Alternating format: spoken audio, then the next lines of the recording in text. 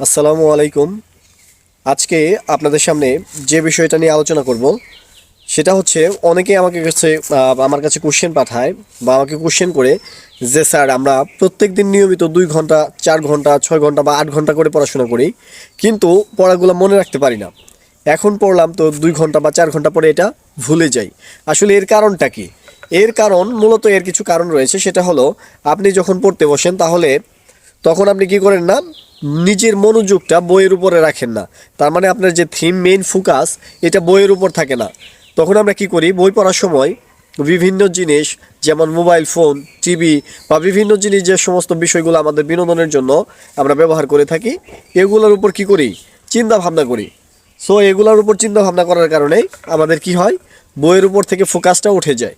এই জন্যই আসলে আমরা পড়ার সময় যতই পড়ি না কেন, মুখস্থ করার চেষ্টা করি না কেন, এটা মনে থাকে না। ওকে, এর সঙ্গে আরেকটা বিষয় আছে। সেটা হলো, পড়াশোনা যখন শুরু করব তখন আমরা কি করি, এই বই নিয়ে আসলাম তো খাতা নিয়ে আসি নাই, সব কিছু একত্রে নিয়ে বসি না। এই জন্য কি হয়, বই নিয়ে যখন পড়তেছি হঠাৎ করে লেখার প্রয়োজন পড়তেছে আমার, কিন্তু তখন আমি কি করতেছি, লেখার জন্য এই খাতা নেওয়ার জন্য আবার উঠতেছি টেবিল থেকে, উঠে গিয়ে আবার খাতা নিয়ে আসতেছি, কলম নিয়ে আসতেছি, আবার স্কেল নিয়ে আসতেছি। এই জন্য পড়াশোনার প্রতিটা কি থাকে না, মনোযোগে হওয়া যায় না, আসলে মনোযোগ থাকে না সেই সময়। এই জন্য আমরা কি করব, পড়তে বসার সময় সমস্ত টুলস, যতগুলা ম্যাটেরিয়ালস আমরা কি করব, পড়াশোনার সময় আমার লাগবে, সমস্ত কিছু একত্রে নিয়ে বসবো, যেন এটা নিয়ে পরবর্তীতে আবার আমাকে টেবিল থেকে না উঠতে হয়। এভাবে যদি আমরা পড়ি তাহলে অবশ্যই পড়াটা মনে থাকার কথা। আরেকটা বিষয় হলো সেটা, যে বই যখন পড়তে বসবেন তখন অবশ্যই মোবাইল ফোনটা দূরে রাখার চেষ্টা করবেন। মোবাইল ফোনটা হতে পারে মার কাছে রাখলেন বা অন্য কোথাও টেবিলের ডয়ারে রাখতে পারেন বা বালিশের নিচে সুইচ অফ করে রেখে দেবেন। সুইচ অন করে রাখলে হবে কি, সাইলেন্ট করে রাখলেও বারবার মনে হবে যে বন্ধুরা কোনো মেসেজ দিল কিনা, এটা দেখার জন্য আপনাকে আবার কি করবেন, ফোনটা হাতে নেবেন। সো চেষ্টা করবেন মোবাইলটা যেন কি করা যায়, সুইচ অফ করে বইটা হাতে নেওয়া যায়। এইভাবে যদি আপনি পড়েন তাহলে হয়তো বা পড়াটা আয়ত্তে আসবে। আরেকটা বিষয় সেটা হলো, যে আপনি যখন পড়তে বসবেন একটানা 2 ঘন্টা পড়বেন, একটানা 2 ঘন্টা, 2 ঘন্টার বেশি না, 1.5 ঘন্টা অথবা 2 ঘন্টা। এরপর কি করবেন, আপনি পড়ার টেবিল থেকে উঠে যাবেন, উঠে 10 থেকে 15 মিনিট আপনি কি করতে পারেন, এই 10-15 মিনিট আপনি বিভিন্ন বিনোদনে আপনার সময় লাগাতে পারেন। তাহলে বা বাইরে ঘুরতে যেতে পারেন, হতে পারে যে যেখানে আপনার ভালো লাগে, হতে পারে কোনো আলো যুক্ত জায়গায়, অথবা যেখানে বাতাস আছে সেখানে বসে আপনি 15 মিনিট কি করতে পারলেন, রেস্ট নিয়ে নিলেন। তারপর আবার উঠে এসে আবার কি করলেন, আবার পড়তে বসলেন। এভাবে যদি আপনি 2 ঘন্টা পর পর পড়েন তাহলে আপনার কি হবে না, টায়ার্ড ফিল করবেন না, বোরিং ফিল করবেন না। তখন আপনাকে আবার মনোযোগটা ফিরে আসবে। এর সঙ্গে আরেকটা কাজ করবেন, যখন পড়তে পড়তে দেখবেন যে আমার আর পড়তে মন চাচ্ছে না বা পড়ার প্রতি মনোযোগ নাই বা ঘুম পাচ্ছে বা এরকম ধরনের অনেক কিছু হয় পড়তে বসলে আমাদের, তখন কি করবেন, আপনি টেবিল থেকে উঠে যাবেন, উঠে দাঁড়িয়ে দাঁড়িয়ে পড়ার চেষ্টা করবেন। এই 1-1.5 ঘন্টা দাঁড়িয়ে থেকে পড়ার পর যদি দেখেন যে না, দাঁড়িয়ে দাঁড়িয়ে আর হচ্ছে না, পড়তে ভালো লাগছে না, দেন তখন একটু এক কাপ কফি অথবা 1 কাপ চা সঙ্গে নিয়ে হাঁটাহাঁটি করে পড়তে পারেন। যদি এভাবে পড়তে থাকেন তাহলে অবশ্যই পড়াটা মনে থাকবে।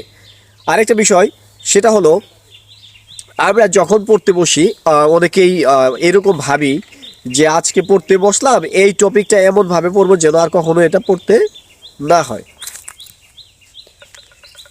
এই টপিকটা নিয়ে যেন আর পড়তে না হয়, আমি আজকে এই টপিকটা শেষ করে ফেলবো, এটা এমনভাবে শেষ করব, না শেষ করে আমি টেবিল থেকে উঠবো না। না, এভাবে পড়া যাবে না। আপনি কি করবেন, 1.5 ঘন্টা বা 2 ঘন্টা পড়বেন, পরে একটা রেস্ট নেবেন, রেস্ট নিয়ে তারপর আবার পড়তে বসবেন। আরেকটা কাজ করা যাবে, সেটা হলো আমরা যখন পড়তে বসবো তার আগেই প্রথমত আমরা কয়েক মিনিট কোরআন তেলাওয়াত করে নিতে পারি, অথবা নামাজ পড়ে নিলাম 2 রাকাত। কোরআন তেলাওয়াত করলে হয় কি, এটা বৈজ্ঞানিকভাবে প্রমাণিত যে আমাদের ব্রেনে যেই নিউরনগুলো আছে এগুলো উত্তেজিত হয়ে যায়। উত্তেজিত হলে হয় কি, এটা যখন সক্রিয় হয়ে যায়, সক্রিয় হলে আপনার পড়াটা মনে থাকবে। একবার পড়লে ওটা আপনাকে দ্বিতীয়বার আর পড়তে হবে না, ওটা বেশি মনে থাকবে। সো আপনি যদি এভাবে পড়েন আমি আশা করি ভালো ফলাফল পাবেন। দেখেন, আমি যখন এসএসসি পরীক্ষা দেই তার আগে আমার একটা টেন্ডেন্সি ছিল যে আমি কি করব, আজকে পড়লাম না তাতে কি, কালকে থেকে এমনভাবে পড়বো যে আমি কি করব, বই একেবারে শেষ করে ফেলবো। কালকের দিন গেল, পরশু গেল, এভাবে এই মাসে পড়বো না, আগামী মাস থেকে আগামী মাস গেল, এভাবে কি করলাম, পরীক্ষা চলে আসলো, টেস্ট পরীক্ষার আগে তবু একই কন্ডিশন। পরে দেখলাম যে আমি অনেকটাই কি হয়ে গেছি, লুজার হয়ে গেছি। পরে আমি কি করলাম, নিয়মিত একটা রুটিন করে নিলাম, রুটিন করে নিয়ে পড়তে শুরু করলাম। আর এইভাবেই 2 ঘন্টা পড়ি আর 5-10 মিনিট বাইরে যাই, ঘোরাঘুরি করি, কিন্তু কোনো বন্ধুর সঙ্গে না, বন্ধুর সঙ্গে না, ফোনের সঙ্গে না, এগুলোর সঙ্গে থাকলে আপনি কি করতে পারবেন না, 15 মিনিট পরে কাম ব্যাক করতে পারবেন না, তার মানে ফিরে আসতে পারবেন না। সো আপনাকে করতে হবে যে হয় 10-15 মিনিট নিউজ পড়তে হবে, তা না হলে বাসায় টিভি দেখতে হবে, তা না হলে পত্রিকা পড়তে হবে, অথবা ফোনটা যদি হাতেও নেন, আপনি ফোন নিয়ে 2-4-5 মিনিট ইসলামিক গান বা কোরআন তেলাওয়াত শুনলেন, শুনে আবার পড়তে বসবেন। তাহলেই আশা করি এইভাবে পড়লেই আপনাদের মনে থাকবে। যারা এবারে এসএসসি বা এইচএসসি দিবেন, তারা তো দিনে মিনিমাম 7-8 ঘন্টা বা 10 ঘন্টা পড়াশোনা করবেনই। তারা প্রত্যেকটা টপিক, প্রত্যেকটা সাবজেক্ট 1-1.5 ঘন্টার বেশি পড়বেন না, 1-1.5 ঘন্টা পড়বেন। তবুও সেটা পড়ে পড়ে একটু করে ব্রেক নেবেন, 5 মিনিট 10 মিনিট ব্রেক নিয়ে তারপর পড়তে বসবেন।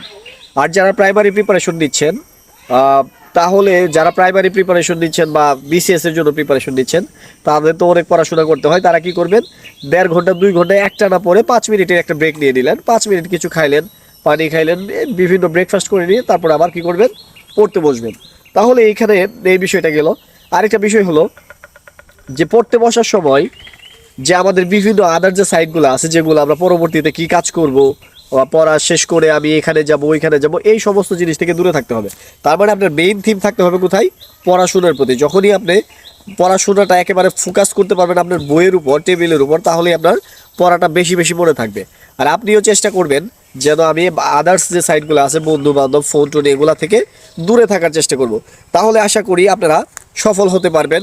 আমার জন্য দোয়া করবেন। আমিও মোটামুটি এখন ঠিক এভাবে পড়াশোনা করে অল্প অল্প করে ব্রেক নিয়ে নিয়ে পড়তাম, তাহলে আমার মনে বেশি থাকতো। এক পরে আবার 2বার পড়লে হয়ে যেত ইনশাল্লাহ। এখনও ঠিক এভাবেই পড়াশোনা করতেছি আমি, ইনশাল্লাহ একটা ভালো একটা প্রতিষ্ঠানে পড়াশোনা করতেছি, পাশাপাশি একটা জব করতেছি। আমার জন্য সবাই দোয়া করবেন। আর অবশ্যই আমার চ্যানেলটি সাবস্ক্রাইব করে রাখবেন এবং বেল বাটনে প্রেস করে রাখবেন পরবর্তী ভিডিওগুলো পাওয়ার জন্য। আমি আপনাদের প্রত্যেক দিন কোনো না কোনো একটা ভিডিও দিব, যেটা পড়াশোনার জন্য আপনার কাজে আসবে। ওকে, ভালো থাকবেন সবাই। আল্লাহ হাফেজ। আসসালামু আলাইকুম ওয়া রাহমাতুল্লাহি ওয়া বারাকাতুহু।